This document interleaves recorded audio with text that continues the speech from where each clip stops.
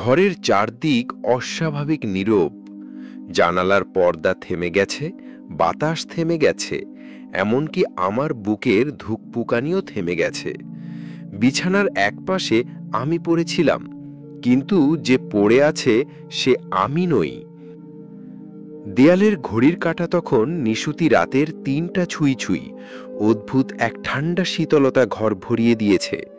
অন্ধকারে জানালার বাইরে কোনো এক অচেনা ছায়া নড়ছে।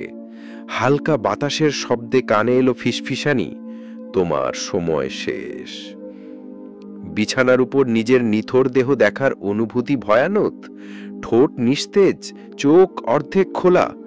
হঠাৎ করেই জানালার বাইরে থেকে অদ্ভুত এক কালো ধোঁয়া ঢুকলো ঘরের ভেতর।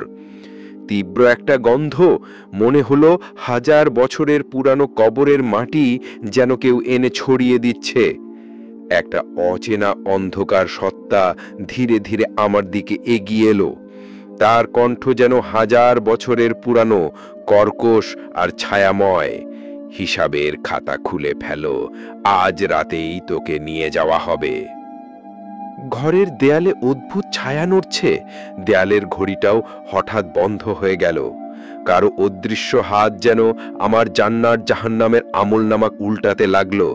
মাথার ওপর এক শীতল বাতাস, বুকটা হিম হয়ে এলো। আমি প্রাণপণে চিৎকার করতে চাইলাম, কিন্তু গলা দিয়ে কোনো শব্দ বের হলো না। মনে হলো চারদিকের দেয়াল ঘন অন্ধকার হয়ে আসছে। ছাদের দিকে তাকাতেই ভেসে উঠল এক ভয়ানক মুখ, ভয়াবহ কালো শূন্য চোখের কোটর। সে বলল, তোমার দুনিয়া শেষ, আর কোনো তওবা নেই। শরীর কাঁপতে কাঁপতে অন্ধকারে ডুবে গেলাম। কে জানে, হয়তো এটাই সেই মৃত্যু যেখান থেকে আর কোনো ফেরত নেই, কিংবা এর পরেও হয়তো আরো ভয়ঙ্কর কিছু অপেক্ষা করছে। আপনার মৃত্যুর কথা স্মরণ হলে শেয়ার করে অন্যকে স্মরণ করিয়ে দেন। আল্লাহ হাফেজ, ভালো থাকবেন।